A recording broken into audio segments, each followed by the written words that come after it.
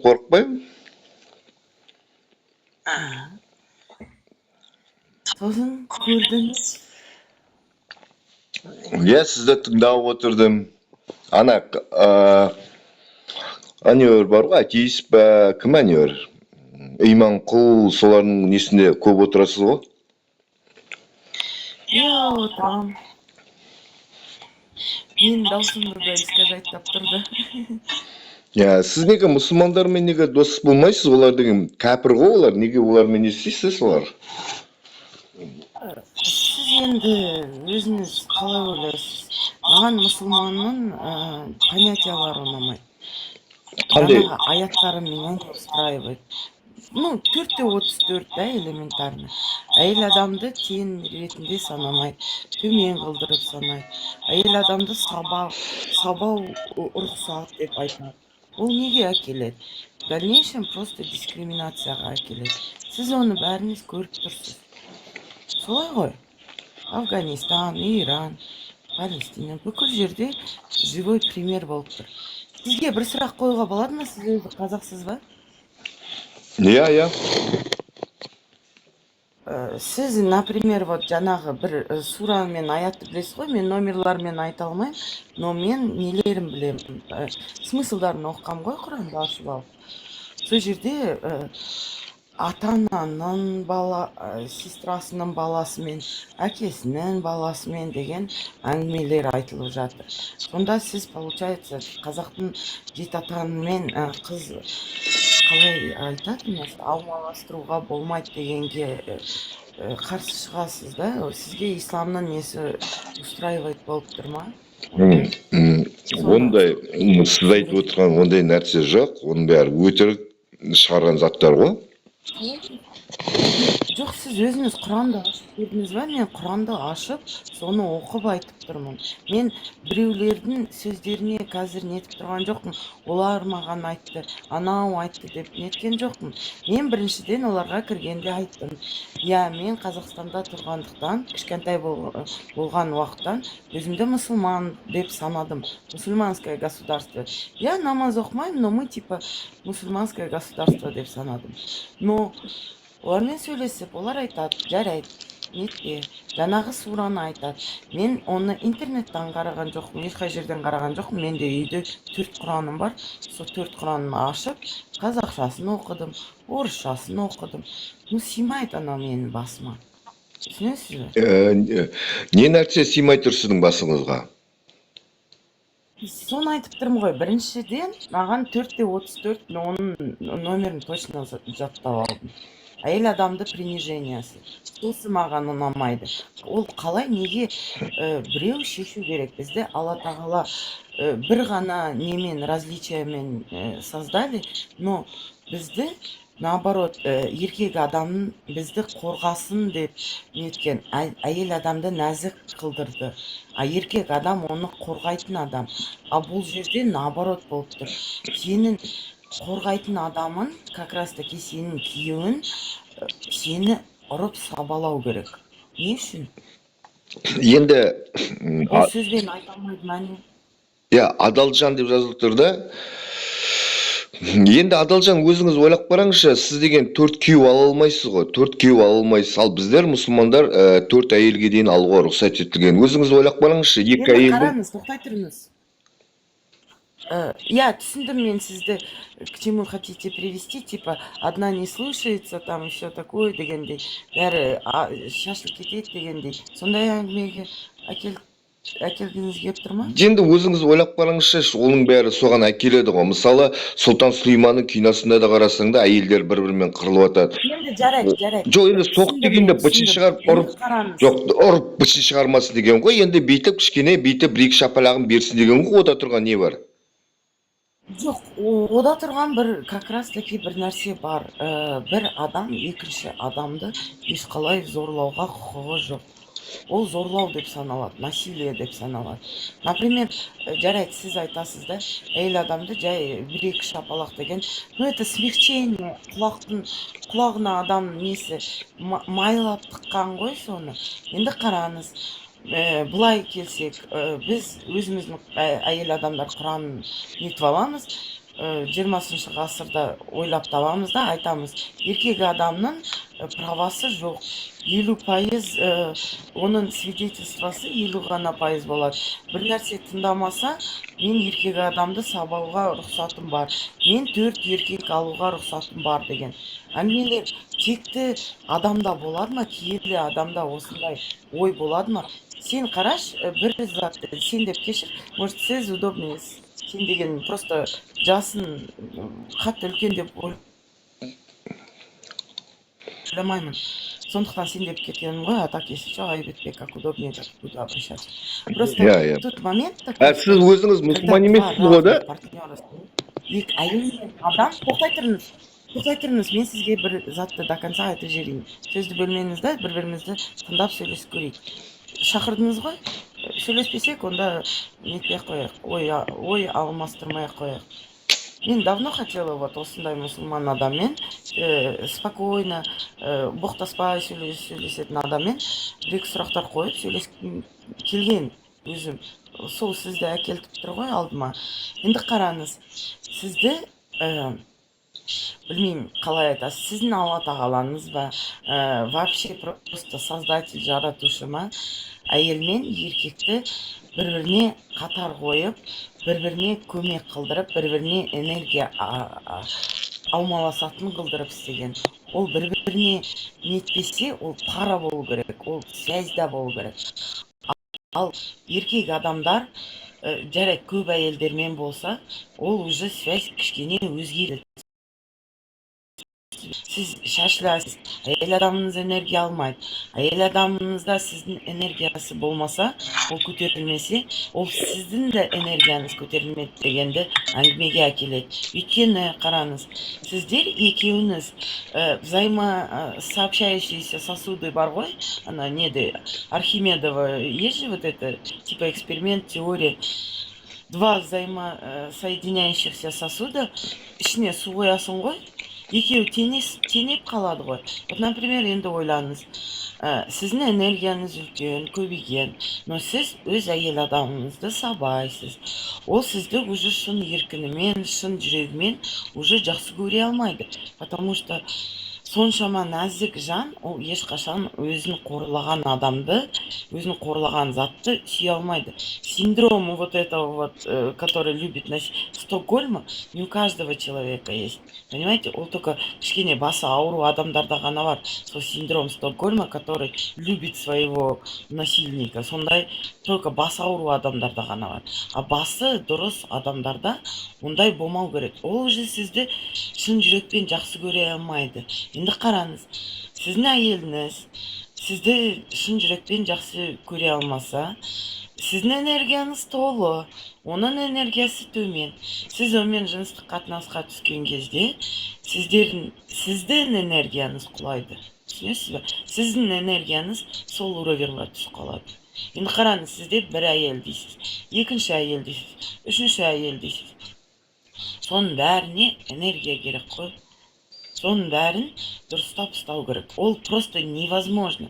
Бізде Алла Тағала ма, Құдай ма, Тәңір ма, кто-то нас создал такими, что мы обязательно парой должны быть. Қазақтың бір сөзін білесіз бе? Бас екі болмай, мал пайда болмайды дейді ме? Сондай бір нәрсе мағынасы. То есть ешқашан дәрежесі өспейді. И энергетический планда, и материальный планда екеуінің де дәрежесі өспей қалады. Ол бір 4.34-ті айтсақ. Енді екіншісі, тағы да біреу бар. 4.34 несін айттыңыз сіз? Дословно айтқанмын. Жоқ. 4.34 әйел адамды сабағанды айттым. Қайсы көрсетші ал, ондай нәрсе жоқ, 4.34-те әйел адам саба деген. Қазір алып көремін сізге. Ашайын ба, ашасыз ба экранды, көрсетесіз ба Құран кәрімнен?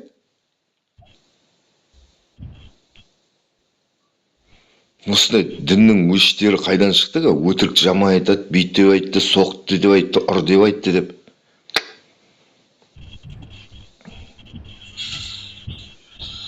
Иә, қазір ашамын. Құранға бар деген ғой. түні бойы эфирде отырған ғой, қазір жатып ұйықтайын десем, энергиям толып жатыр ғой, тасып жатыр, ұйықтай алмай жатырмын. Түнімен ұйықтамағансың, әлі отырсыз ба? Сағат неше болды? 2 болғанда? Иә, тамақ істеп, бәрін нетіп тағы да келдім ғой. Машалла, машалла. Алла тағала сізге күш беріп қойған екен онда. Иә, әйелдің 40 жаны бар дейді ғой, дұрыс қой. 40 күштерің бар ғой сендердің. Өзіңнің ақиың бар ма? Ақи деген неме? Күйеуіңіз, жолдасыңыз. Жоқ, күйеуім жолдасым жоқ. Міне, Құран кім? Аталай. Күйеуіңге жоқ болып тұрып, қалай онда айтасыз, онда білмесеңіз, онда отбасылық жағдай. Мен жігітім бар, изучать тағам ғой мен оның бәрін. Көп энергетика туралы нелер бар, мәліметтер бар, сосын тағы да энергетика туралы өте көп ақпарат қазір. Психология жағынан да қарасан, көп жағынан қарасан бар. Так, 4.34 да? Или 34. Мен арт жағынан басқа ұмыт кеткесін ғой. Басқа жақтан баста кеткесін. Так, 4.34.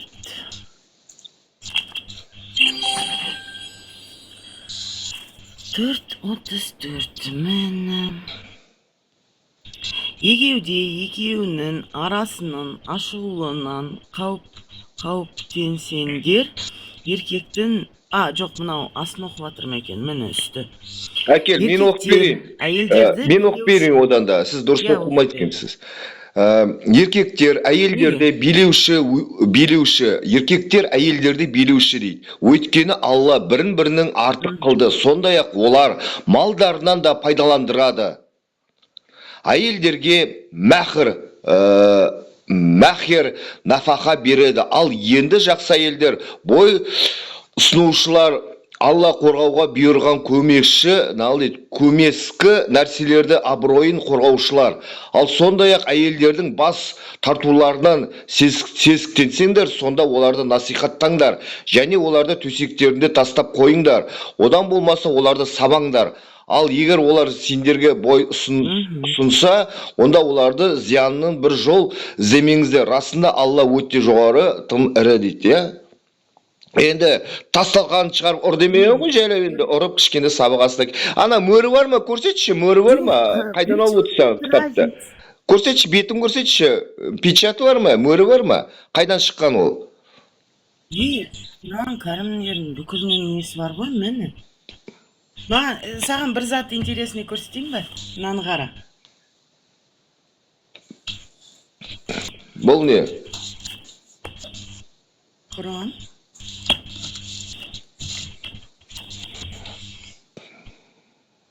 Сіз өзіңіз ата-бабаңыз мұсылман болған, неге адасып кетіп жүрсіз енді тура жолдан? Құран бәрі бар ғой. Жоқ, менің ата-бабам мұсылман болған жоқ.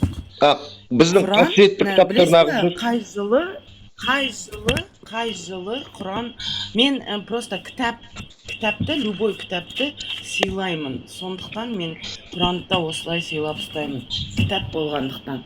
Енді қара. Жаңағы 34-те сен айтасың, қай жерде жазылып тұр сабаңдар деп. Жазылып тұр ғой енді.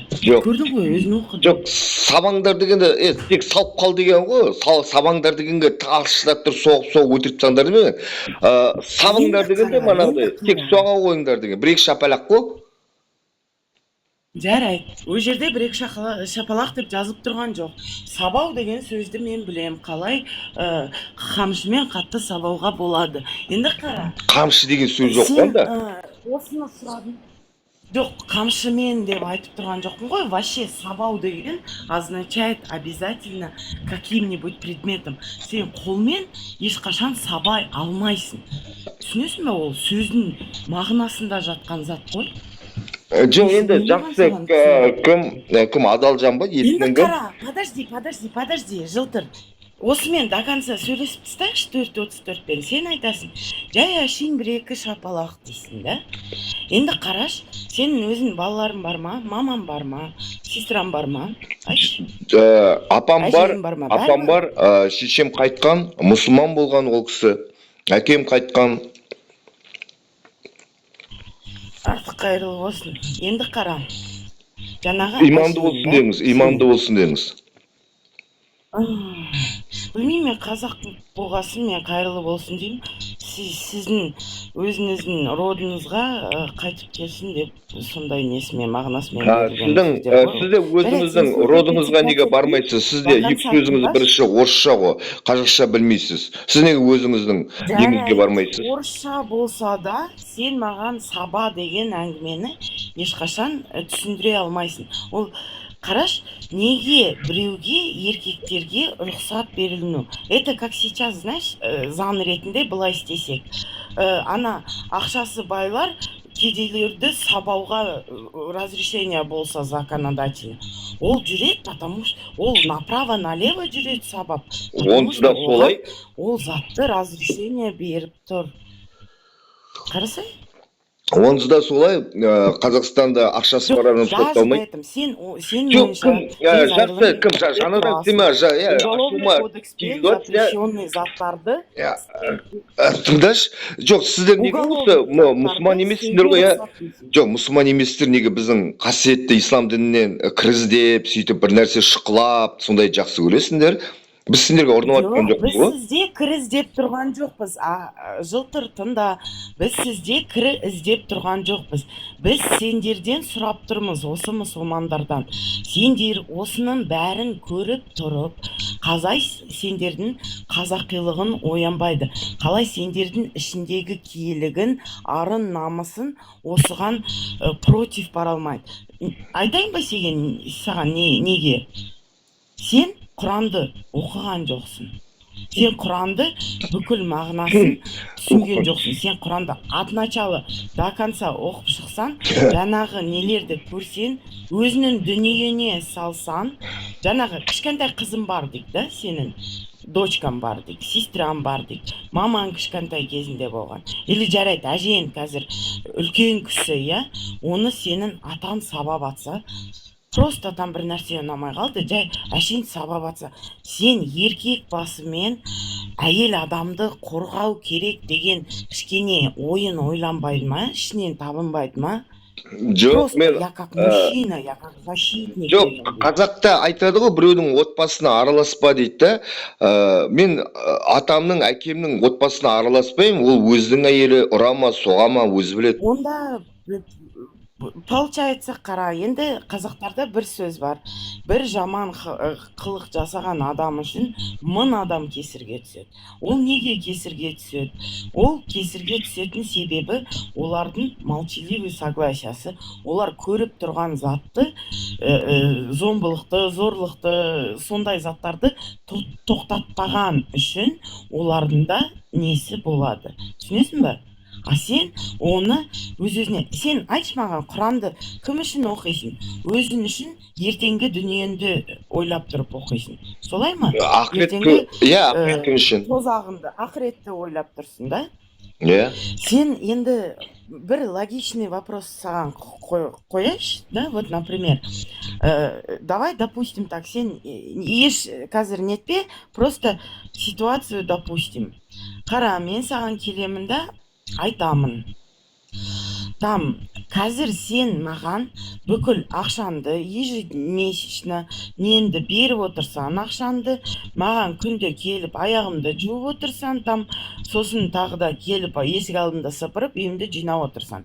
Күнде келіп отыр, но қара, 10 жылдан кейін мен саған, возможно, не беремін. Возможно, мен саған үй подарю. Возможно, мен сені аламда зинданға жауып тастаймын.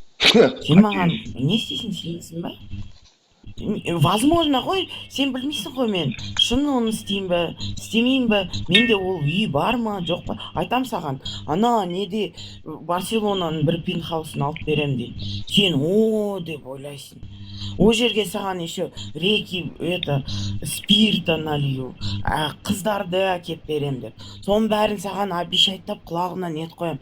Сен күнде келіп отырасың ба менің үйіме? Бүкіл зарплатаңды әкеліп, жарайды, бүкіл болмасын, 10%-ын әкеліп отырып, күнде аяғымды жуып беріп, там, күнде иініп маған есік алдында сыпырып беруге за обещание. возможно. Я еще Адалжан, подумаю. Адалжан, сонда сіз не ойлап Жоқ, тұрсыз ба не? сұрақ қой. Жоқ, жылтыр, тоқтай тұр. Жылтыр. Сұрақтан кетпе. Жай просто маған әшейін айтшы. Сенесің бе маған? Сенбейсің бе? Болды. Ты подпишешься на это или нет?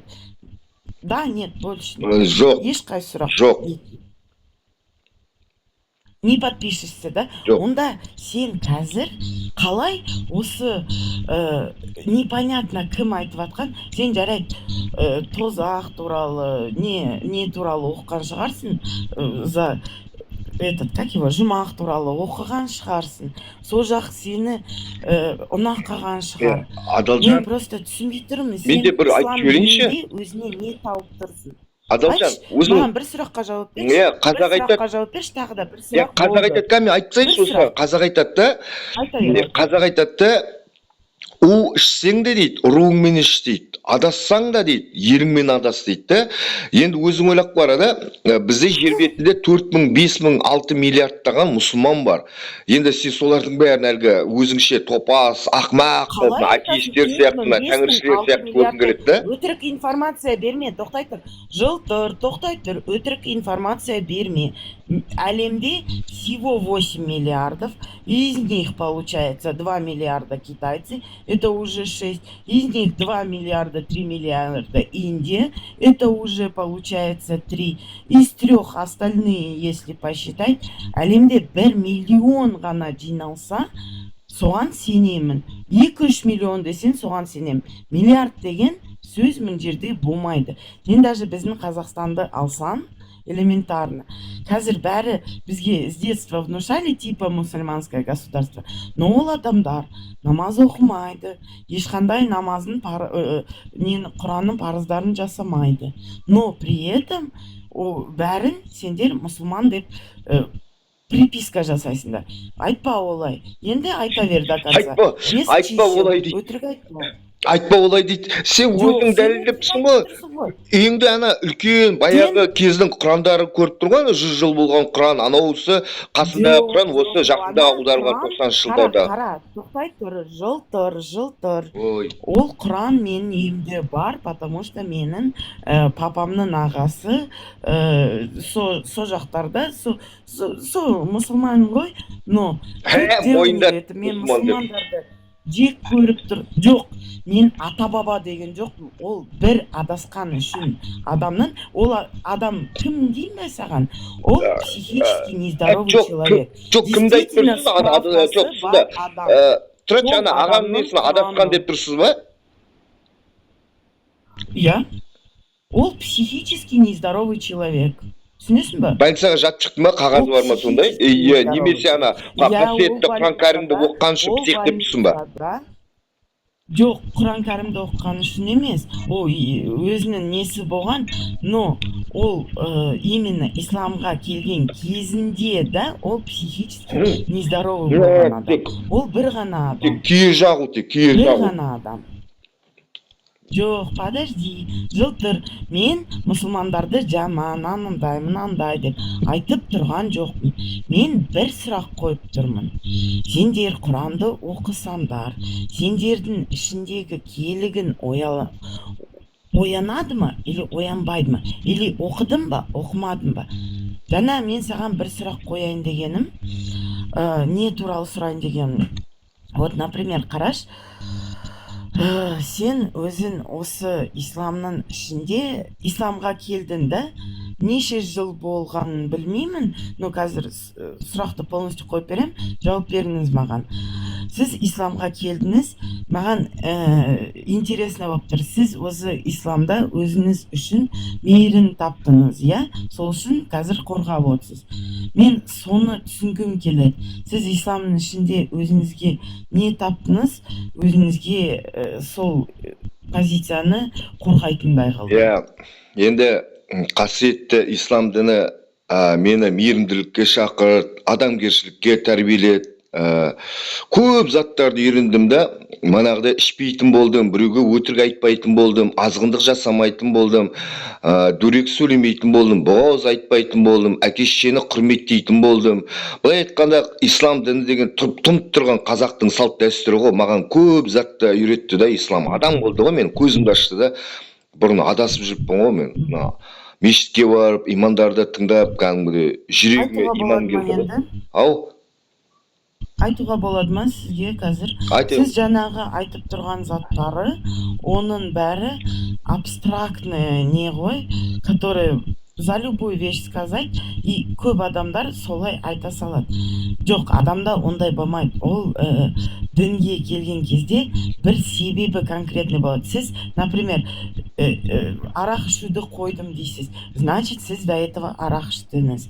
Адамды боқтауды қойдыңыз. Значит, сіз до этого адамды боқтадыңыз.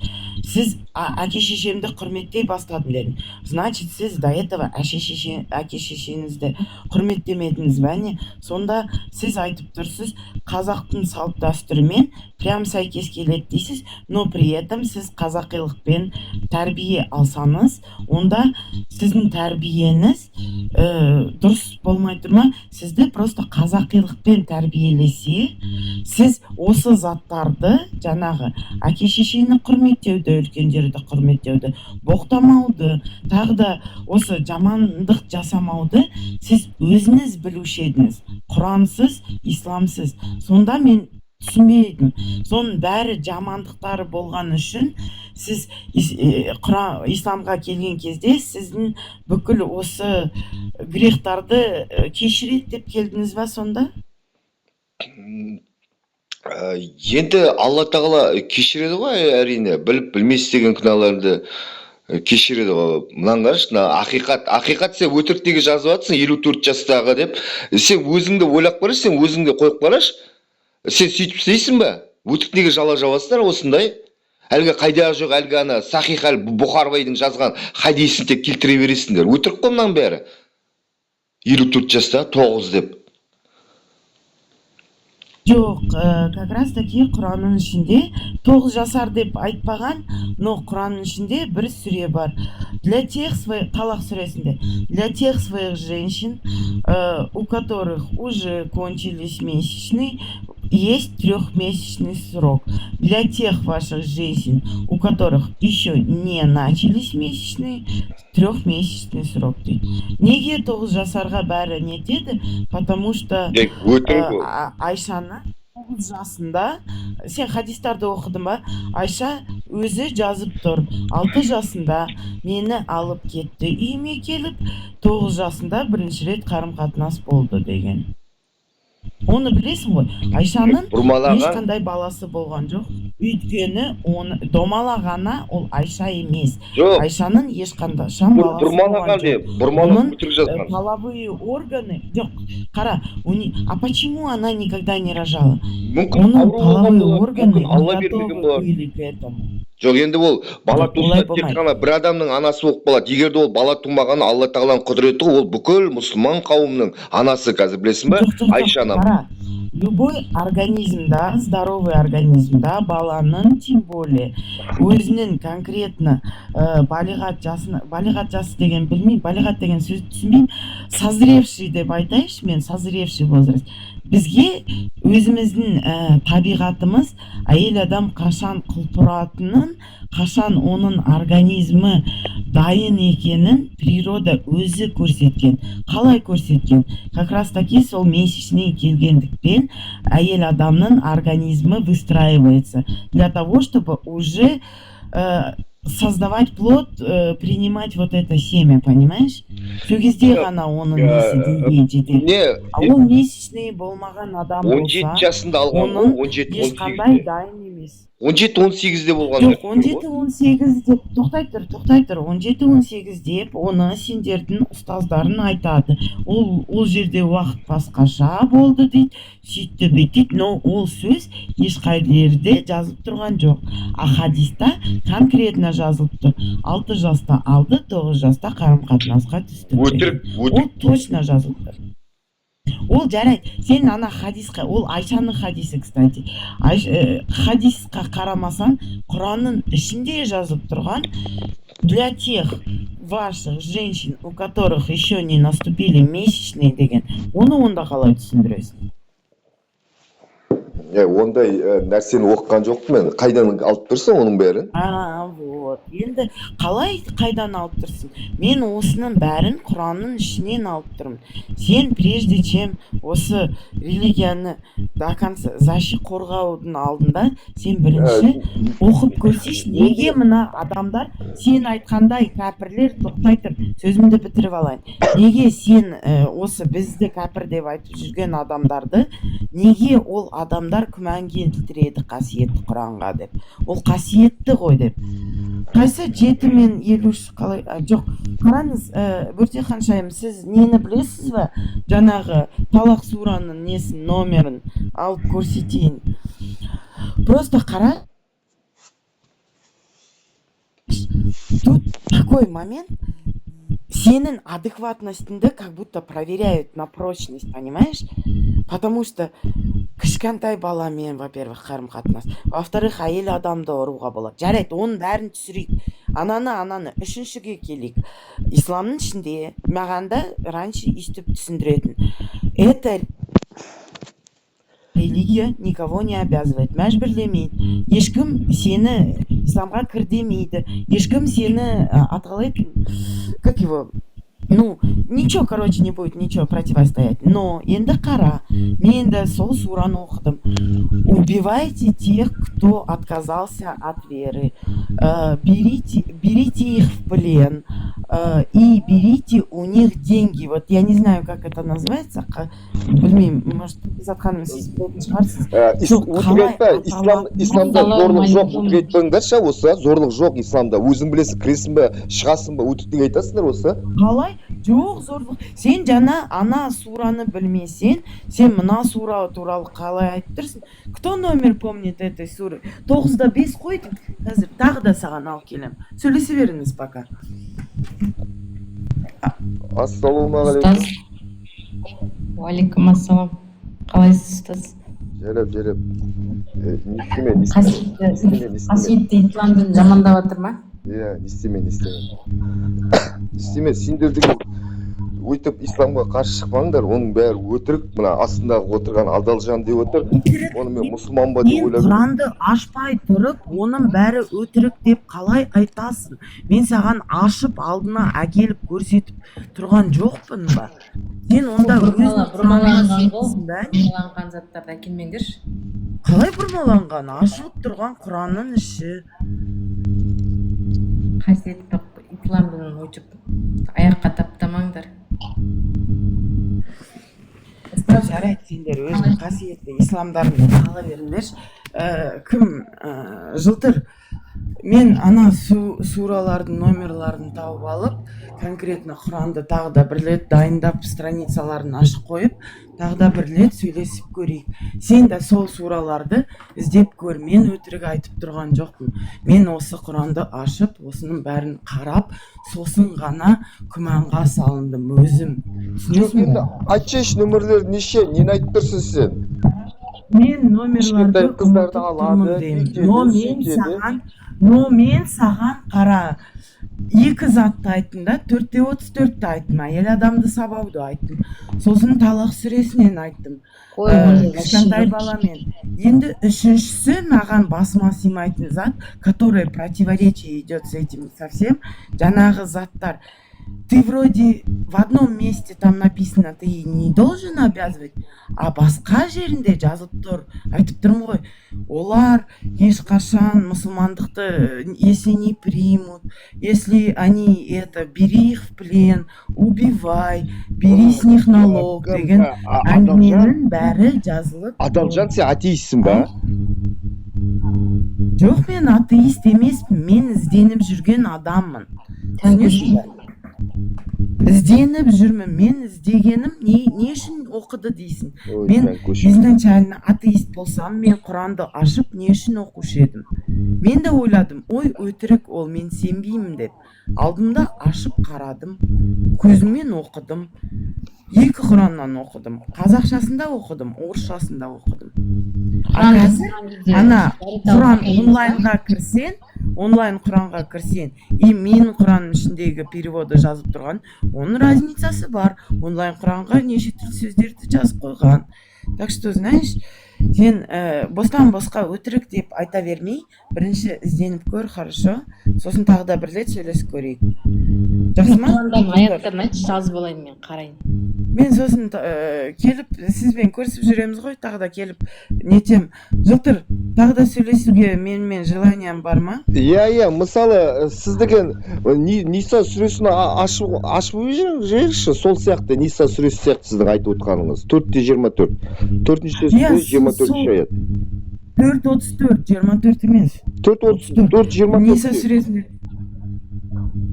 Блин, мен Құранды тағы да орнына қойдым. Давай Дұрыс айтасыз. Жоқ, мына 4-24-те оқып жіберіңізші деймін. 4-24-те.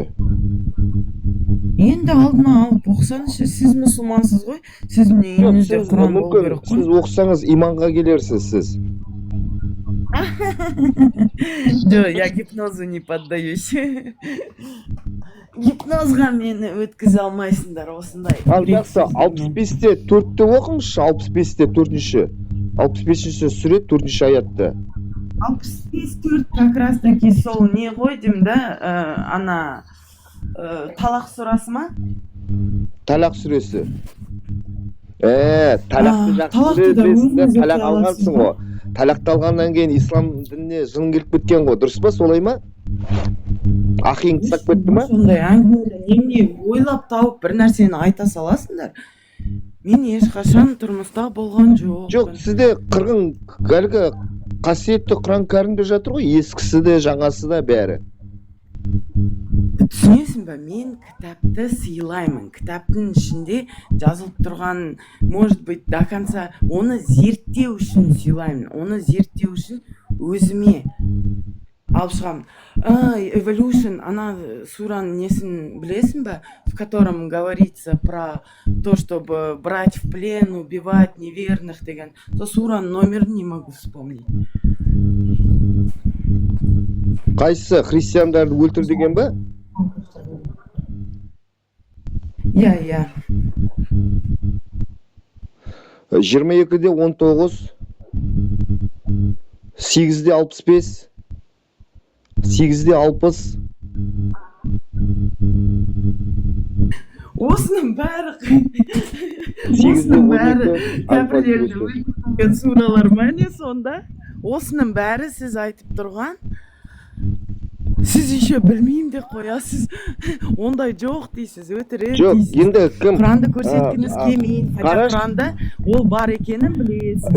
кім адалжан, мысалы қараңызда, Алла тағаланың, мысалы Абай Құнанбаев айтқан, Алланың өздері сөздері деген иншалла. Қараңызда, Анфал сүресінде бүйтіп айтқан, Біреу айтты деп біз сене салу керекпіз ба? Раббың періштелерге, мен сендермен біргемін, иман келтіргендерге қуат бер, кәпірлердің жүректеріне үрей саламын дейді. Олардың бастарын кесіп таста, және барлық саусақтарын кес деп уахи етті дейді. Бұл енді Алла тағала бұл жерде дұрыс айтып тұр, ол енді соғыс уақытында айтып тұр ғой. Кәпірлеріне соғыс уақытта басын кеспей ма, не істемей ма, ол соғыс уақыты ғой енді. Аллаға қарсы соғысқандар осы болады. Подожди, осы соғыс уақыты деген сендердің методичкаңнан тоже шыққан әңгіме ғой. Ол қара, Құран ішінде тағы да бір сура бар. Сен Құранның бір сурасын алдың ба, бүкілін алу керексің. Құранның жартысын алып, жақсысын өзіне, жартысын жоққа шығара алмайсың деген сура бар. Онда Құранды полностью оқысаң, таба аласың мағынасымен. Сен жаңа өзің айтып тұрған сураларды өзің біліп тұрсың. Но енді қараш, осындай ойынан салып көрші. Қара, сен осы әңгімені типа это во время войны было дегенді ұстаздан біреуден естідің жай әшейін сөзбен. Енді қара, басқа адам, басқа ұлттың или бір нәрсенің араб тілін жаттап алды, Құранды оқыды, бүкіл сураларды именно сүннетпен қалай должно быть өзіне алды да, и начал всех вокруг вырезать. Просто маньяк сияқты. Сен мұсылмансың ба? Жоқ, мұсылман емеспін. Кетті, на басын мынаның. Сен мұсылмансың ба? Жоқ, мынаның басы кетті. Сондай общество істегің келіп жүр ма? Түсінбей тұрмын соны. Ертең сондай обществода өздерің білмей қаласыңдар кім сенің. Түсінесің ба? Адалжан, Ол очень опасная ситуация. Адалжан, білесің ба, саған қасиетті Құран кәрімде тап саған арналған аят бар, білесің ба сен? Сен сөзіңе арналған. Әл-Майда сүресі бар сізге арналған. Сен Қараңыз. тағы да оскорбление жасайын деп тұрсың ғой. Жоқ, 5-ші сүре 33-ші аятта деген расында Аллаға және елшісіне қарсы соғысып, жер бетінде бұзақылық жасауды көздегендердің жазасы өлтірілуі, немесе ағашқа шегеленуі, қолдары мен аяқтар бір-біріне қарама-қарсы кесілуі, немесе жер бетінен қылуы. Бұл оларға дүние қорлық, ақыретте үлкен азап болады деген. Білесің ба, қорықпайсың ба сен? Вот, енді көріп тұрсыз ба, тағы да, енді маған айтшы, осы дін саған мейірімдікті қалай әкеліп тұр, если через слово убить написано? Айтшы. Көрдің ба, сен осы сөзің бар ғой, тап осы сөзің Алла тағаланың ақиқаты бар екенін дәлелдейді. Неге сен қасиетті Құран кәрімде Алла тағала 3-ші сүре 28-ші аятта беймейді. Ей, мүміндерді қойып, кәпірлерді өздеріңе көмекші әрі дос тұтмау керек. Сондай-ақ кім оны істесе, оның Аллаға қатысы жоқ. Олардан қорыққаннан басқа Аллаға сендерді өзі ескертеді. Баратын жері тозақ деген. Енді қара, саған айтады дейді. Ей, иман келтіргендер, яхудилер мен христианды және кәпірлерді өздеріңе көмекші әрі дос тұтпаңдар дейді. Өйткені олар бір-бірінің жәрдемшілері. Сондай-ақ сендердің араларында кім оларды өзіне көмекші әрі дос тұтса, ол солардан. Расында Алла залымдарды тура жолға салмайды дейді. Мен тура жолда жүрмін, сен мені адастырма. Алла тағала саған кәдімгі дәлелмен айтып берген Құранда, білесің ба? Осыдан 1400 жыл орын енді қара, ол неге противоречияға түсіп тұр Алла тағалан?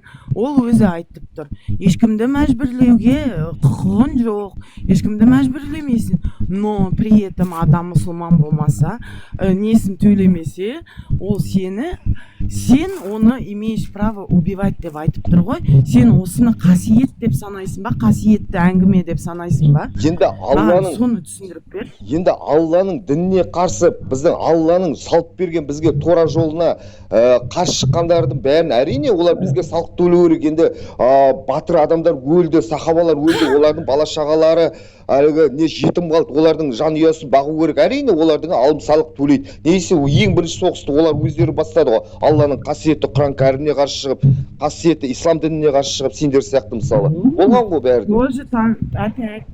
Тағы да сен бұрмалама. Сенің айтқан сөздерін әшейін сөз. Оған ешқандай дәлел жоқ.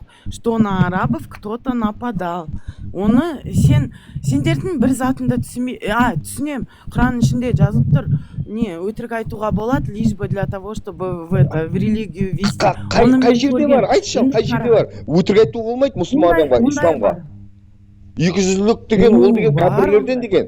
Мұсылманның жүрегі тап-таза анық, айтқан сөзі шын болар деген, білесің ба, мұсылман адамның. Сен тауып берші маған сол қағаздарына, қай жерде бар? Қай жерден көрдің сен? Мен жай все подряд оқығам ғой. Мен все подряд оқығам. Айт бір шешен оқысын, қай сүре? Я не помню. Түсінесің бе, мен Құранды жай ашып, любой страницасын аша салып. Кім, Адалжан, сен одан да, кім сен бейт, Ресейге телефон соқта, президентті құттықта, бүгін 73-ге толып жатыр Путин. Сенің тілінде сөйлейтін, сен тілдесің. Қараш енді, сен айтып тұрсың, қазақша дұрыс сөйлеме маған, значит, что, мен қазақ болмай қалдым ба не сразу? Сендердің әңгімелерің қызық, сендердің 7 атаға қарсы шығып тұрған аяттарын, онда сендерді қазақтың тектілігін не лишает? Мен орысша сөздерді қосам, потому что мен қазақша сөздің мағынасын кейбір білмеймін. Сол үшін қосып жүрмін. Ол менің өзімнің проблемам, мен ақырындап үйреніп жатырмын. Қайырлы күн. Қайырлы күн. Мына кісі Адалжан айтып тұр да, өтірік айтуға болады деп. Ол өтірік айтуға болады мынандай жағдайда.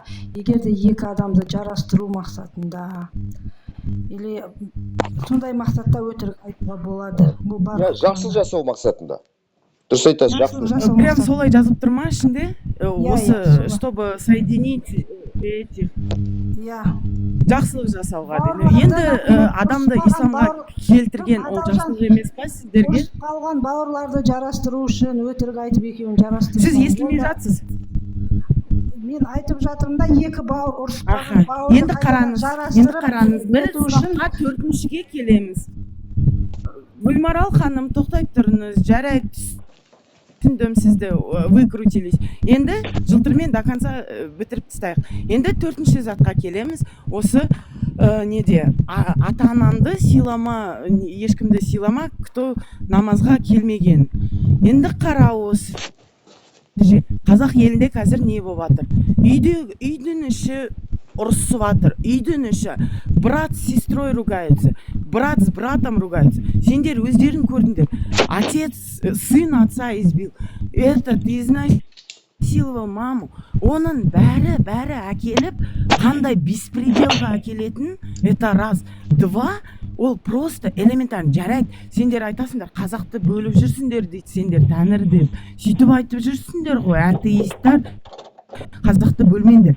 А конкретно екіге бөліп тұрған жоқ, а именно отбасыны екіге бөліп тұрған қазір ислам діні болып тұр. Потому что кейбіреулері согласны, а кейбіреулері не согласны. Но исламдар почему-то радикальное отношение болып тұр.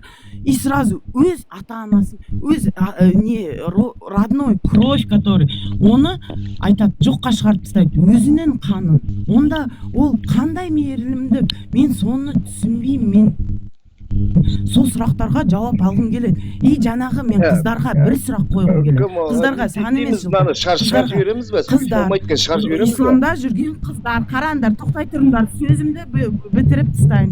Қараңдар, исламда жүрген қыздар, сендер Талақ сүресін білесіңдер. Мен заңгермін. Мен сендерге бір затты түсіндіріп айта кетейін. Сіздер осы неке қиған нелермен, күйеулермен заңды бракқа ешқашан вступать етпейсіз. Все его имущество, которое является его, никогда не будет поделено поэтому. По законодательству, это раз. Все дети, которые у вас родились, не будут считаться его детьми, если не будет сделано установление отцовства. Сондай заттарды любой уақытта талақ алып, сосын тағы да бір сүресі бар. Сен тағы да күйеумен қосылу үшін, сен басқа мужикпен жату керексің да, одан талақ алып, сосын күйеуіне қайту керексің. Сол қолдан қолға жүретін қыздар соны неге түсінбейді? Неге сендердің ішіндегі ар-намыстарын, неге сендер өз-өзіңді прям проститутка қылдырып беріп таставатсыңдар ғой махырға? Махыр деген сол проституцияның ценасы ғой. Соны түсінбейді. Неге қыздар соған не етіп жатыр? Жарайды, жігіттерге Айтты саған махыр проституцияның төлемі деп, сен біліп алсай, махыр деген ол баяғыдан келе жатқан нәрсе ол. Проституция деп. Бізде Қазақстанда ондай болған жоқ. Жарайды, түсіндім мен сіздерді. Сен жылтыр өзіне гвардия шақырып алсың. Жаңағы сүрелердің бәрін, в принципе, мы с тобой обсудили. Тағы да осы разговорға қайтуды мен уже қажет деп ойламаймын. Мен төрт затты исламда, которые мне противоречат, бәрін айтып шықтым. Адамжан, сіз қашпаңыз. Мен сізбен сөйлесе алмай тұрмын. Міне, ана кіммен Гүлмиралмен сөйлесіңізші, мықты болсаңыз. Гүлмира, мен сізде әйел адам болған сөйлесе алмай тұрмын. Жоқ, подожди, жылтыр, я с тобой зашла разговаривать. Смотри, когда зашли твои женщины, когда вот эти люди зашли, мен уже басқа эмоцияға кетіп барам, потому что әйел адамдардың эмоциясы сразу ұрысу, қырқысу. Мен ондай әйелдермен сөйлесуге келген жоқпын. Мен конкретно сәден сұрадым, сен сөйлесе аласың ба мейірімді? Сен сөйлесе аласың ба менімен? Ешкімді қоспай, ешкімді нетпей. Сен өзінің жанына қазір 3 адам алып апсың. Мен оған ештеңе деп тұрған жоқпын. Но сен қойылған сұрақтарға еш жауап берген жоқсың. Бір жерде ғана жауап бердің, бағана мен саған пример ретінде айтқан кезде, үйге келіп күнде за обещание аяғын жуып беріп отырасың ба дегенде нет дедім, болды. Все, короче, давайте, ребята, удачи, на связи. Давай, угомонись. Женщина, молчать. Твой день 8 марта. Oysa сен өзің әйел адамсың. Сен неге олай сөйлейсің? Угомонись деген әңгімені мен сізге айтқан жоқпын. болмайтын Мен нәрсені сізге айтып ондай бастың ештеңе деген қатырып жоқпын. жібердің сен. Тетя, Вообще, стопэ, алым, если захочешь поругаться, я сейчас с тобой поругаюсь. Болмайтын нәрсені Я сейчас айтып сама отырсың, тебе такой угомонись. конфликт создам, дорогая. Қоя тұр дедім, ауыздарыңды жаба тұр. Сөйлесе аласыңдар ма адам сияқты дебат ретінде, диалог ретінде. Қыздар айқайласпай. Жапсаң жап. Долбоебтармен мен де долбоеб болып Сен долбоебсің. Мынаны удалить ет тасташы жолдар. Қыздар айқайласпай-ақ қойық, қыздар айқайласпай-ақ қойық. Жоқ, болмайтын нәрсені мұжып отыр да, жаман аурасы ауыр екен мына кісінің бар ғой, мен миым ашып мұжып басым ауырып кетті, шын айтайын. Енді мұсылман емес адамдар ғой. Мұсылман емес адамдар солай енді, көріп тұрсыз ғой. Сестра. Гүлмира ауылға жақсы, өзіміз мұсылмандар болып сөйлесейікші. Золушка қош келдің, Гүлмира қош келдіңдер. Ассалаумағалейкум бәріңізге де. Алейкум ассалам, мен Қазығұрттанмын. Ассалам. Өзіміз мұсылмандар болып сөйлесейікші, кіргізбей-ақ қойықшы ана кәпірлерді, адасқандарды. Жоқ, миды андай миды ашытып жіберді адамға жаман әсер етеді. Аурасы, энергиясы ауыр адамдар болады ғой, вот сондай адам екен да. Не әлгі иманымызды әлсіреткісі келеді, иманымызды бар ғой, мыналар. Иманыңға тигізеді, анау Құранды ашады. Түсінбейтіндерің бар, нелерің бар қозғап. Түсінбейсіңдер ғой бәрібір сендер оны. Жоқ, маған Құранды көрсетеді да бағана бір адам. Не Құранды деген переписать ету қиын емес қой қазіргі заманда. Переписать етіп, маған недостоверный хадисті көрсетіп отыр да, басымды қатырмашы деп атында мен білімім жоқ. Ондай діни білімім жоқ болса да, мен анау ұстаздарды кәдімгі танымал, ұстаздарды көп тыңдаймын. Мен Дұрыс. көп тыңдаймын. Машалла. Кезінде оқыдым хадистерді, пайғамбардың хадистерін. Мына біреу жазып жатыр, Мұхаммед педофил деп. Неге олай жазасыңдар сендер, мен түсінбеймін. Кәпірлер ғой, кәпірлер не істейсің енді бұларға, кәпірлерге көрдің ғой ана не айтып жатқанын? Атеистер толып кеткен не қазір? Жоқ, осы кезде ше осындай адамдар іріткі салатын адамдар ше жаман көбейіп кеткен ше іріткі салатын. Қасиетті ислам дінін тегізетін адам көбейіп кеткен. Бір бала бағана маған бүйтіп айтады. Золушка сенде модер бар. Золушка. Маған айтады, Алла тағала бар дейсіңдер дейді. Бар болса дейді. Айтасың бала сендер мен алдымда бір дейсіңдер. Дұрыс естілмей жатыр, Гүлмира, кішкене жақындайсыз ба? Бағана бір кісі айтады да, Алла тағала бар дейсіңдер, Алла тағала бәріңді бірдей көрем, мен үшін барлығын бір дейсіңдер деп алады дағыны, еркектерді әйелдерден бір саты жоғары қояды дейді. Неге дейді? Енді жақсы емес па деймін да, еркектер үнемі солай болған, бір саты жоғары жүрген әйелден. Оның несі жаман? Дұрыс. Десем, маған бір деңгейлерді көрсетеді, мына құдайларың сендердің біреулер қазып алып дейді. Құдай көрінбейді деймін да, шырақ, Құдай көрінбейді. Біз ондай нәрселерге табынбаймыз. Біз жасаймыз, қорқамыз деп жатырмын да Құдайдан. Біз ондай многобожество, сондай бірдеңелерді көрсетеді маған, короче. Сөйтіп сондай адасқандар адамдарды ше, адамдардың арасына салып адастырып жатыр да былайша қарап. Адастырып жатыр. Құдайдан қорықпағаннан қорық дейді ғой, Алладан қорықпағаннан қорық деген ғой. Кабаға бардыңыз ба? Қажылыққа, сестра? Аусыл естілмей жатыр, сестра. Мен Қағбаға барғым келеді да, менің зрением нашар, менің бас қасымда біреу алып жүрмесе жүре алмаймын. Сол үшін күтіп жүрмін. Бірақ күнде әйтеуір дұға намазын оқып қоямын, әйтеуір умраға барып келгенмен бірдей болады екен деген соң таң намаздан кейін сол дұғаны оқып жүрмін мәз. Дұрыс. Ниетіңізді қабыл қылсын Алла тағала. Амин. Үлкен қажылыққа барыңыз. Амин, айтқандарыңыз келсін. Просто мен бір өзім жүре алмаймын да, мен қасымда бір адам жүру керек. Сол үшін бара алмай отырмын. Жоқ, ана дұғада болсаңыз, дұға оқып естісеңіз, Алла тағала мүмкін көзіңізді ашар, көзге нұр берер деген сияқты ғой. Енді ол Алла тағаланың білесің ғой, шексіз ғой, шексіз, иншалла. Иә, білемін ғой, сол әлбасызды күніне 100 рет айтып қоямын енді Алла. 1000 рет айтқан, истиғфарды 1000 рет айтқан парыз негізгі. Айтам. Жоқ, күнде нетем ғой, истиғфар, не салауат, ондарын айтам. Гүлмарал, сестра. жұмақты сіз қалай елестетесіз ертең қайтқан өлгеннен кейін да анда болып жүрген. Жұмақты елестеткенде мен білмеймін, мынандай жасыл бір су ағып тұрған, сондай гүлдің, бұл өмірде жоқ гүлдің көзіме елестеп кетеді меніңше. Әдемі прям мынандай жап-жасыл жаңағы шөп, жаңағы гүлдер әдемі, сондай кейін жаңағы әртүрлі жемісі бар ағаштар, сондайлар елестейді. Еркекте ер адамдарға 72 қор қыз дейді, біздерге бірдеңе беремін екен. Анан қараңдар, кім қыздар анан қара, мына адасқандарда жазып атқан. Эфир бір пәсте нәскидің деңгейіне түсті деп. Бізде ана мұсылмандарды көрдіңдер ме?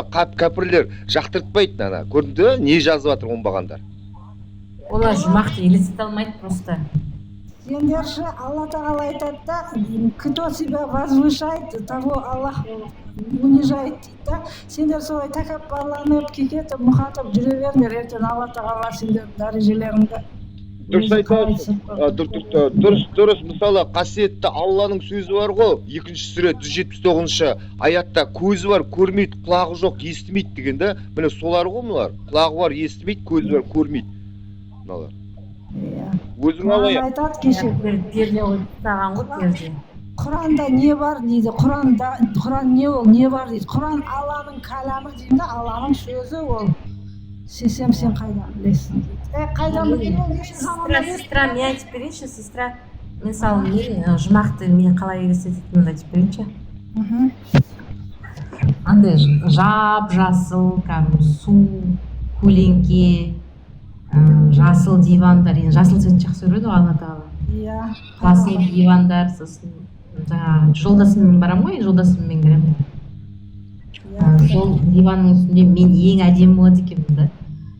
Жаңағы қор қыздар бар ғой, 72 қор қыз, содан да өткен әдемі мен болады екенмін ғой. Машалла. Мен базарға барып жұма сайын да.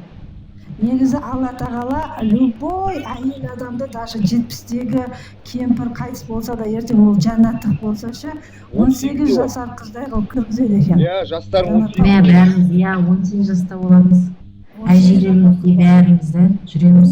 Ол 72 қор, мысалы айтып жатсың ғой, еркектерге 72 қор қызы бізге не болады екен. Маған сол жәннатқа кірсем, ата-анамды, бауырымды көрсем, мен туалымды шетінеп кеткен баламды көрсем, маған содан артық ішіне. Жоқ, андай да, біздің ішіміз пысып кетпей ме екен деймін да, Нешедесіңдің?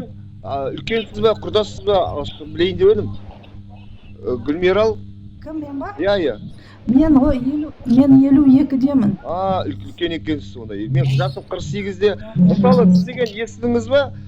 Біздің ұстаз деген не істеді ғой? Әлгі Нұрсұлтан ұстазы танисыз ғой да? Құрметтейсіз ғой да? Иә, танимын. Тыңдаймын ол кісіні. Иә, сол кісі мынандай айтты. Жұмақ жайлы тыңдай жүріңізші, біздің ұстазымыз не айтады?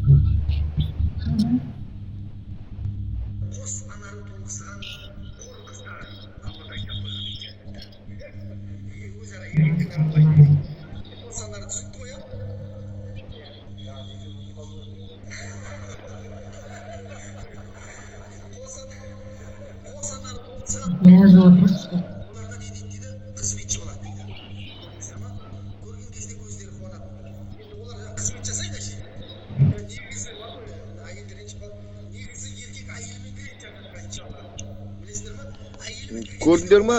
Сендер күйеулеріңмен кіресіңдер жаннатқа. Біз әйелімізбен кіреміз жаннатқа. Ұстаз айтып жатыр. Тыңдаңдар ағай. Тыңдап енді.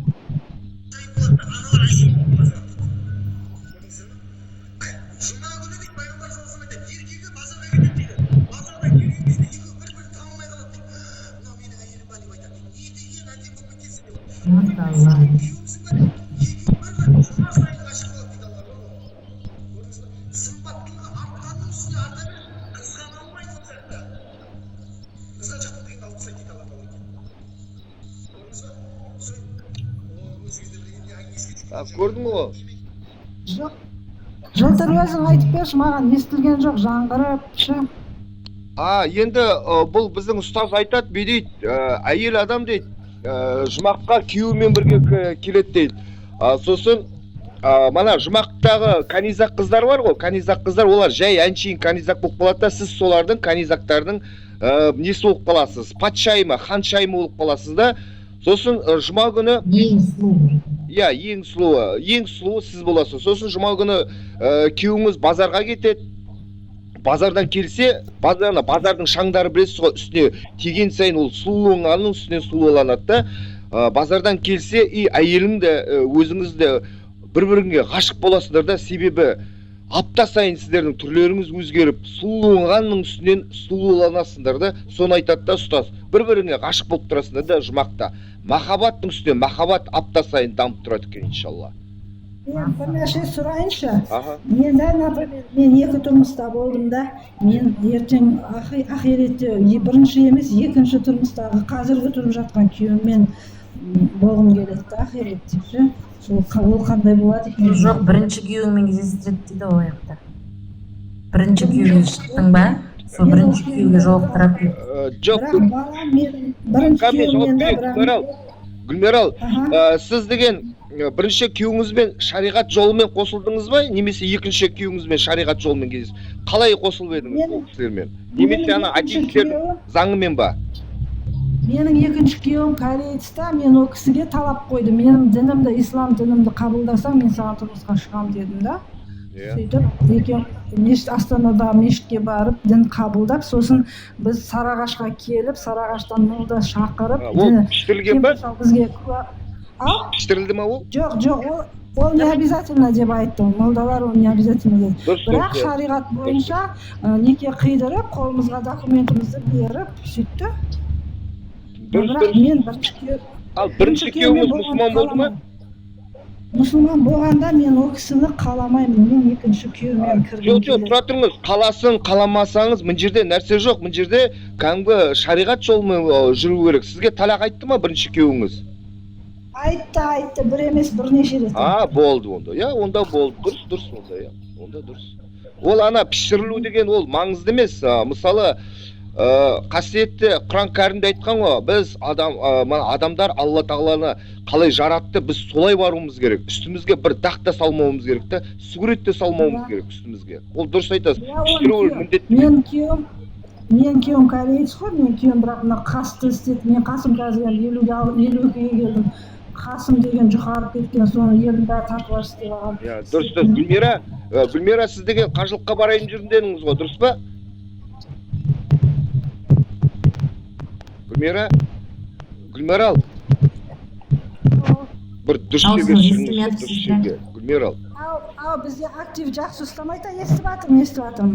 Гүлмира, бір жерге отырыңыз да қозғалмаңызшы. Гүлмира, сіз деген қасиетті Қағбаға барғанда не істейсіз білесіз ба? Сіз деген Қағбаға барып қажы атануыңыз керек қой. Гүлмирал қажы деген. Егер де сондай қажы атағын алу үшін сіз Мекке, Медина, қасиетті Алла тағаланың жеріне барғанда не істеуіңіз керек? Парызыңызды айтып бере аласыз ба?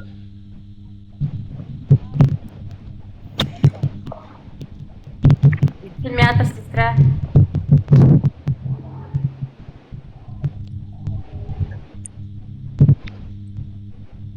Жаттап жүрмін әйтеуір. Сол Қағбаны айналып, лабайкала намағана да айтуды нәсіп етші деп тілеймін күнде әйтеуір. Дұға жасаймыз солай. Ол былай ғой, мысалы біздің көп қажылар деген қажылыққа барып келеді де, бірақ қажымын дейді. Олардың бәрі қажы емес. Гүлмирал, білесіз ба сіз? Экскурсияға барып келген сияқты барып келіп жатырмын, қазір барып. Оның бәрі, мысалы қасиетті біздің ислам дінінде, мысалы сен барып тасты неге сүйесің білесің ба? Гүлмирал, қажылыққа барғанда тасты неге сүйетіңді білесің ба өзің? Жоқ. Тас деген ертең Алланың алдына барғанда саған куәлік етеді. Гүлмирал мені келді, мені сүйді деп. Алланың алдында сізді не істейді? Егер де сіз ана Қағбаға барып тұрып, ана Қағбадағы нені сүймесеңіз, ана қасиетті нені бәрі сүйіп атқан. Егер де соны сіз сүйе алмай қалсаңыз, сіз қажы болып есептелмейсіз, Гүлмирал. Ананы сүйсеңіз ғана сіз қажы болып есептелесіз. Неге десең, ана тас Алла тағаланың алдында әлгі сізге жауап береді. Қазір мен сізге, маған сенбесеңіз, мен сізге имандардың айтқан әңгімесінен қойып берейін. Ұстаздардың деген ғой. Қойып берейін ба? Жоқ, мен жоқ, сеніп тұрмын, бірақ қажылыққа барғанда не істеу керек екенін мен білмейді екенмін. Бірақ сол ләббайкәләні айтатынды білем, қағбаны айналып. Пайғамбарларға сәлем беруді білем. Сол. Жоқ, соның ішінде ең бір зат бар ғой. Қажылыққа неге барады адам? Неге барады? Не үшін барады? Күнәдан тазару үшін деп ойлап қоямын мен өзім. Жоқ, білем ғой. Мысалы, егерде оны барып манағыда сүйе алмай қалса, қағбаға барып, ол кісінің несі есептелмейді манағыдай. Қажылығы есептелмейді ол. Иә. Алла тағала баруды Қараңыз, мен нәсіп. сізге кім ұстаздың айтқанын тыңдаңыз, қара, нағыл дейді ұстаз. Тыңда міне. Мынау жарқын ұстаз ғой, танисыз ғой да? Жақсы танимын, иә, тыңдаймын. Міне, осы жарқын ұстаз бе дейді, міне, қара, тыңдаңыз. Ол жәннаттан түскен тас, қасиетті тас. Міне сол себепті ол тасты сүйгіміз келеді. Не үшін? Пайғамбар сүйгендіктен оны. Ол тасқа табынуға болмайды, күнә болады. Екінші риуаятта келеді, кім сол тасты сүйсе дейді, ертең қияметте ол тас куәлікке өтеді екен. Алла, мына пәленше мені келіп сүйген қажылықта деп айтады дейді. Сөйлейді екен ол. Көрдің ба? Куәлік етеді деген. Иә, сурет, ол тас ертең Алланың алдына барғанда сурет. Сондықтан солай, егерде сіз Гүлмирал тасты барып сүйе алмасаңыз, онда сіз қажы емессіз да, босқа ақшаңыз босқа кетеді. Сондықтан барғанда міндетті түрде не істеп сүйуге тырысыңыз. Сосын мен көп үйретем, барып сүйген жерде мықты болу керек, күш болу керек. Аяқтың күштерін жаттықтыру керек та, отырып тұрып манағыдай. Сөйтіп қапшықтарды иттер кішкене дайындалу керек. Немесе анда қырғын еркек балдар ананы неге білесің ғой, кептеліс бәрі таласып жатады. Сонда кішкене денсаулық керек та, күш керек. Гүлмирал. Түсіндім. Солай, ол оңай нәрсе емес, ол барып сүйіп келдім, анау, жоқ, олай емес. Ол бәрі қиын да. Алла тағала оңай етіп еш нәрсені қоймайды ғой. Сіз мысалы түйе деген, мысалы бұрын кезінде қазақ даласынан Мекке Мединаға қасиетті жерімізге барғанда түйенің аяғы көтерілгенде сауап жазылып, аяғын жерге қойғанда күнәң кешірілетін болғанда. Мысалы сен қазір ондай уақыт емес баяғыдай да. Қазір самолетпен барып, самолетпен ұшып келесің да. Самолетпен ұшып барғанда сізге қанша сізге сауап жазылады иншалла. Көрдің ба? Оған бару міндет, және барғанда да дайындалып баруыңыз керек. Дайындалып соған кәдімгі біздікілердегі дым дайындалмай барады. Ол үшін манағыдай кішкене спортпен айналысып сондай дайындалып бару керек. Иә. Көрем ғой, жүгіріп кетіп бара жатады еркектер. Иә. Қанша 7 километр жүріп. болсаң тіке жұмаққа барасың дейді ғой, иә. Иә. Иә. Алла тағала үлкен қажылыққа барайыншы деп сұраймын мен. Мен үлкен қажылыққа шақыршы деп білмеймін, шамам жете ме. Иә, үлкен қажылықта шайтанға тас лақтырасыз, дұрыс. Үлкен қажылық енді жақсы ғой. Қарашы, бейдейді, қарашы, Гүлмирал, мына атеистерді жазып атқан алма киім деген адасқан кәпірді. Инфекциядан хабарыңыз жоқ па? Таста метеорит дейді. Қайдағы инфекция, білесіздер ме, ол қасиетті тас. Мысалы, Үндістандағы Ганга өзені бар да, адамды да лақтырып атады, бәрін салып атады, боқ бар ішінде, бәрі бар да, ал соны адамдар жуынып, ауыздарын шайып, бәрі істеп атады. Ал неге адамдар ауырмайды? Ешбір ауру жоқ, білесіздер ме? Ол Құдайдың істеп қойған бізге кәдімгідей өте мұғжиза заттары. Мұғжиза дейді ондайды. Мына біздің де қасиетті тасымыз сол. Еш уақытта онда ауру ештеңе таранбайды. Ол айта беріңіз, Гүлмирал, мына кәпірлерге жауап беріп атқаным ғой. Ужас. Гүлмирал, сөйтіңіз, егерде ана тасты сіз сүйіп қайтпасаңыз, сіз қажы емессіз, ақшаңыз босқа кетеді. Бардыңыз ба, спортпен айналысып, дұрыстап, аяқтың күшін көбейтіп, дұрыстап тұрып, жалап, басыңызда тығып, мана сүйіп қайтсаңыз, сонда сіздің ертең жұмаққа барғанда Алла тағаланың алдында әйтеуір бір неңіз бар ғой, әйтеуір бір адвокат дейді ғой, қазіргі сөзбен айтқанда, бір адвокатыңыз қасыңызда болады да, иншалла. Дұрыс емес пе? Насіп етсін сол күнге жетуді. Я мен күш қуат сұраймын, өйткені мен әлсізбін да. Әрине. Алла күш өлгенше намаз оқып өтетін күш берсін деп сұраймын. Алжытпай ақыл есімнен айырмай алдыңа барғанша намаз оқып өтуді нәсіп етші. не күніне 1000-ның үстіне истиғфар айт, кім апа, күніне 1000-ның үстіне истиғфар айт. Сосын менде сүрелер бар, дұғалар бар, күшті күш береді. Мен бір нәрсе сұрайыншы, мен Әл-Мүлк сүресін обязательно отырып оқу керек па? Тірлік істеп жүріп, посудамды жуып жүріп оқып жүріп айта берсем бола ма? Жоқ, отырып, Құранды отырып оқуың керек. Ол деген Алланың сөзін қалайша жүріп оқисың. Мысалы, сіз деген балаңызға айтып жатсаңыз, ол жүріп тыңдап жүрсе айтпайсыз ба? Ей бала, отырып тыңда, мен сенің анаң емеспін ба деп ұрсасыз ғой. Бұл да сол сияқты Алланың кітабын дұрыстап тұрып отырып оқу керек, иман келтіріп. Сонда истиғфарды, салауатты, посуда жуып атып айтып, қамыр елесемде айтып жүремін да, аузымда тыныш жүрмейді. Дұрыс. Бірақ Әл-Мүлкті бүйтіп отырып оқуға бір 70 періште қорғайтын бір сүре бар ғой, бір 15 минутта оқылады. Соларды уже жаттамағанда соларды жүріп айта берсем болмай ма екен деп ойлап қалдым да бір. Дұрыс. Апа сіз деген ана моншаға неге түскенде шешініп тастап шомылып жүрсіз ба? Қалай жуынып жүрсіз? Моншаға түскенде деймін. Иә. Тіржалыңа шешінуге болмайды. Екі жағыңызда екі періште отырады, білесіз ғой. Олардан ят болады. Міне біздің имамдар не айтып жатыр? Тыңдай жүріңіз. Міне тыңдаңыз. Тіржалаңа бейнеде түседі. Немесе түксеме түседі. Шариғатымызда тіржалаңаш голый дейді ғой. Баняға кіруге болмайды. Душқа олай түсуге болмайды. Өйткені екі жағында екі періште бар. Ят болады олардан. Ұялу керек. Арнайы матаменен әуретіңізді жауып, кіндік пен тізе арасын жауып, душқа түседі. Баняға да солай түседі. Совет үкіметінің жаман құйтырқы әдепсіздік саясаттарының бірі осы еді. Общий баняда тіржалаңашқа кіргізіп жібереді. Өте үлкен шәрмәнді. Дұрыс айтасыз. Көрдіңіз бе? Мен айтып жатырмын ғой да, жаңғырып жақсы естілмейді екен. Не деп жатыр? Мынау кісі айтады, енді біз мұсылмандардың, мына енді кәпірлердің де екі жағында екі періште болады, олар тек білмейді ғой, мойындамайды. Бұл біздің ұстаз айтады, енді екі жағында періште болады дейді, солардан ұялыңдар дейді. Мысалы, шомылдыңдар, ол еркекке де қатысты, бізге де қатысты. Сол ана ертең жазылып қалады дейді, күнәларың ят болады дейді, соған киініп жүріңдер дейді ғой, моншаға түссеңдер де киініп түсіңдер дейді. Ол дұрыс айтады деймін, келісемін оған. Мен өткенде бір орыс қыз ислам қабылдапты да, сол қыз айтып жатыр да, жуынғанда киетін киім бар дейді, солай голый болып түсуге болмайды, сондай киім сатып алдым, сонымен шомыламын дейді. Кейін сол кезде мен ойланып қалдым, орыстың қызы сондай деп жатыр, мен соны неге білмегенмін деп та, ол киім бар ма бізде? Гүлмирал, сіз деген, мысалы Қазақстанда тұрып жатсыз ғой, сіз деген Алланың заңын бірінші орынға қоясыз ба, мына үкіметтің конституциясын бірінші орынға қоясыз ба?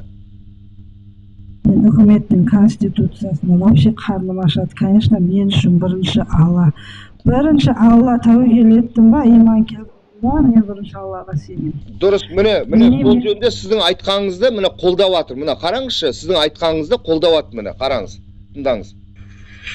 Уақытысында бауырыңыз достоверный, бірақ достоверный хадис алып келші деп айтты ғой уақытысында. Қазір алып келіп жатырмыз. Өзгеде бір өмірді артыққа қойын, достоверный хадистермен өзіңіздің істеп жатқан мәселені, ами мәселесінде көтергенімде, ол бауырым заңды айтты маған. Қазақстан Республикасында заң келіп берші маған дейді. Ами деп, іштен айтыңдар, айқайламаңдар деген конституция заң бар ма дейді. Мен оған айтып, мен субханалла, екеуміз мешітте тұрмыз ба? Жамағаттың алдында. Бұл жерде неғып заң айтып жатсыз?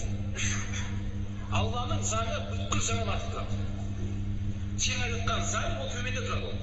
Кез келген конституция ол төменде. Алланың конституциясы жоғары тұрады. Сен не айтасың? Келісесіз ба? Дұрыс айтып тұр да, ұстаз. Келісемін, мен бір оқиғаны айтып кеттім, өзім басымнан өткен. Мен Аллаға тәуекел етемін, өте сенемін Аллаға, Алланың мұжизасына да сенемін да, мен чудосына да сенемін. ковид басталды ғой 19-да. Сол кезде менің күйеуімнің бастығы машинасын біз неге тастап кетті, Ташкент российский номерда. Сосын біз бұрын көрші болып тұрған бір апамыздың туған күніне баруымыз керек болды. 8 март күні сол туған күнге баруымыз керек болды. Ана машинада не доверенность жоқ, не басқа жоқ, налог төленбеген неше жылдан бері. Сонымен барайын деп жатырмыз. Күйеуім жаңа дәретін алып, жуынып, шайынып, киініп, мен де сөйтіп шықтым. Сөйтіп әпкем звондап қалады, не істеп жатсың, қайдасың деп. Кейін мен айттым, сол көрші апамның туған күніне барайын деп жатырмыз. Бізден бір 30-40 километр тұрады. Соған барайын деп жатырмыз дедім. Сөйтіп едім, сен жындысың ба? Көше толы ГАИ ана машинелеріңнің бір документі жоқ қой деді. Кейін мен күлдім. Мен Аллаға тәуекел етіп қойдым, Алла тағала өзі апарып әкеледі деп тиіспейді ешкім бізге дедім да. Сөйтіп шығып кеттік. Сөйтіп бардық. Сөйтіп милициялар бізді көреді да, басқа машинаға жүгіріп кетеді, или теріс қарап тұрып қалады. Сөйтіп бардық, сөйтіп қайтарда қайтып келе жатсақ, одан да көп қой ГАИ жолдашы. Сөйтіп ешқайсысы бізді ұстаған жоқ. Құдай қаласа мен Алланың несімен қалауымен аман есен барып қайттық. Содан бастап мен Аллаға өте сенетін болдым. Аман есен барып қайттық. Содан бастап мен Аллаға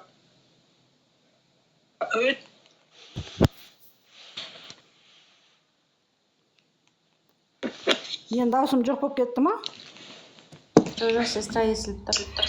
Естіліп тұр ма?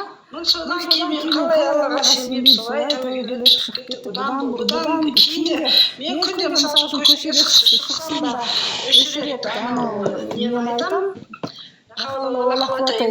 деп айтам, сосын нені аятул курсын оқимын, сөйтіп тәуекел етіп Ассалаумағалейкум. Гүлмира, сізге келтір едім. Гүлмира, ол керемет. Сізде мен қуанып бала. Сіз сияқты инабалы мұсылман қыз бар екені қуанып кіріп отырған. Қош келдіңіз. Қуанып отырмын сізде. Иә. Аллаға бар десең сенбейді адамдар да. Алла бар. Мен өзім талай неткем. Мен мысалы үшін баяғыда білмеймін, намаз оқымасам да қанша рет жылап Алладан кешірім сұрасам, сол орында қолым дос қайтарған емес та, сол үшін Алла тағала маған сонша нығмет беріп жатқанда мен не үшін Алла тағаланы жария қылмаймын, не үшін Аллаға сенбеймін, мен сенемін өйткені. Бидейді ғой, қараш, Гүлмира, қараш мынау, қанатты иналып, Гүлмар дейді. Бұл имам молдалар үкіметтің тапсырмасын орындайды, әдейі халықты құл қылып ұстап отырсын дейді. Сен де Алланың құлсың білесіңдер ма? Құл емеспін дейсіңдер ма? Кім, Золушка, сөйлесші өзің, Золушка. Кәмек керек. Модер бар ғой сізде. Бәрімізде Алланың құлымыз. Модер бар ғой сізде. Бәріміз Алланың құлымыз, иә. Боржиза сенуіміз керек Алланың. Бұлар енді адасушылар ғой, енді Алла тағала тура жолға салсын, енді бұлардың жүректеріне иман берсін дейміз. Не деймін сендерге? Алла жүректеріңе иман берсін.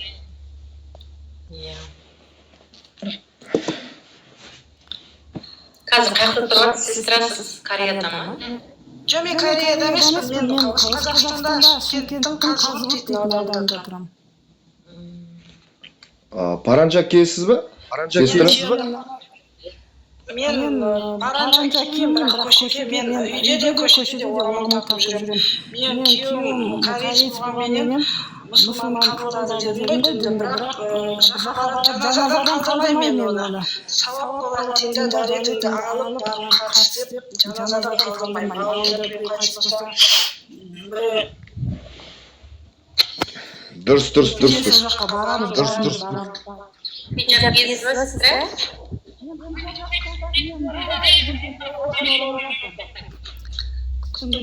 Алла қаласа никап киейін деп жатырмын. Жоқ, никап кимеңіз. Жоқ, ол бізге тура келмейді. Ол никап деген ол Арабстанның күн ыстық құмышып тұрады постоянно. Арабтар сол үшін кетеді, бізде ондай климат ондай емес қой. бәрін жауып тастағым келеді. жоқ алла тағала бізге ақ орамалды нығмет қылып берген, ақ орамалды. Ондай ниқаб дегендерді ол арабтарда, ол жақта өткен өте ыстық, астана құмыш. Алланың өзі арабтікі емес пе? Енді біздер арабша киінуіміз керек қой солай. Жоқ, Алланың өзі, білмеймін, араб деп ондайды білмеймін. Бірақ ниқаб бізге ол не етілмеген, парыз етілмеген. Бізге ақ орамалды алла тағала әйел адамға орамалды бізге нығмет қылып берді. Сол ақ орамалды тағуымыз керек. Негізі мына шешен құсап қазір бізде барлығы қызыл, қара орамал тағып кетті ғой, көк орамал. Негізі ол дұрыс емес, негізі ақ орамал. Апа былай ғой, білесіз бе? Қасиетті ислам дінінде біз арабтарды үш нәрсе үшін жақсы көруіміз керек. Не үш нәрсе екенін білесіз бе сіз? Жоқ, менің діни мен сізге айтайын, бірінші біз арабтарды не үшін жақсы көруіміз керек? Қасиетті Құран Кәрім араби тілде түсті, араби. Екінші, екі дүниенің салдары, біз оның үмбетіміз, дұрыс қой да, біз үмбетіміз кезде екі дүниенің салдары жылаған, үмбетімнің Алла кешірші ма үмбетімнің күнәсін деп жылаған егілтегі болып. Міне, сол кісі араби болған. Үшінші, жұмақтың тілі араби. Ертең сіз жасыңыз 18-де болады жұмаққа барғанда. Сіз егерде араб тілін білмесеңіз, сізді қазақ тіліңізді анау түсінбей, жұмақтың тілі араби. Қасиетті Құран Кәрім араби. Екі дүниенің салдары араби деген. Апа? Иә.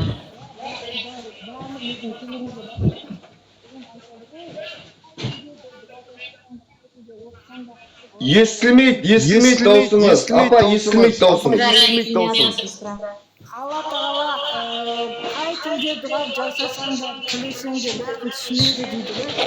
Алла тағала иман келтірген өзінің құлдарын барлығын түсінеді дейді. Қай тілде сөйлесе де түсінеді дейді ғой. Алла қаласа никап кием себебі мына хиджаб кисем шашым мен андай қалың да шектері көрініп қала береді ғой. Мына көрінген бір тал шашымды етіп қояды дейді ғой. Дұрыс. Үш тал шашың көрініп тұрса, сол үш тал шашың сіздерді, Гүлмира, сізді тозаққа сүйреткен, иншалла. Апа, білесіз бе? Үш тал шашыңыз көрініп тұрса. Мен бір әпкем болды да, өзімнен 10 жас үлкен. Соған мен бір көйлек алдым, намаз көйлек алдым да. Ана намазға киетін көйлек үлкен болып қалды. Сосын оны әпкеме апарып бердім. Мен намаз бастаған едім мына көйлекпен. Сен де намаз баста, менен 10 жас үлкен. Деп жаңағы көйлекті әпкеме беріп кеттім, ниет қылып, киіп ал да намаз баста деп. Сонымен бір күні қыдырып барсам, әпшем жаңағы көйлекті киіп алып бұрылдатып, есігінің алдын сыпырып жүр, басы жалаңбас. Сосын тұрып қалдым да айттым, байқұс дедім, киімің жоқ па дедім сенің. Айтпайсың ба, көйлек шаш әкеп беретін едім ғой, үйге киетін дедім. Мен бұны саған намаз оқысын деп ниет қылып беріп едім ғой дедім да. Сол сөзім әпшемнің жүрегіне қатты тиген да. Содан бастап әпкем намаз оқып кетті ғой күнде, иншалла. Машалла, сауап қой, сауап. Сізге сауап жаздым. Үлкен сауап жаздым сізге. Мына көрсін, бұл намаз оқығам деп айтады да, бірақ намаз оқыған көрмейсің. Сөйтсем, намаз оқуға жағдай жоқ бірдеңе дейді. Кейін бір күн қарасам, ванна соғып жатырық деді, жуынатын бөлме қосып жатыр деді. Кейін бір күн айттым, айнұр дедім, давай сөйлесейік дедім. Сөйтіп енді ваннаң бар ғой дедім. Намаз оқып баста енді дедім. Тастап кеткен намазыңды қайта баста дедім. Намаз сені тастап кетпей тұрғанда, сен баста дедім. Сонымен екеуміз Масалла. бір жылдан кейін бастап кетті. Сондай жақсылыққа шақырып жүремін да мен, Алланың жолына түсіңдер деп шақырып жүремін. Маған айтады, мен білімім жоқ, бірақ имамдардан айтамын.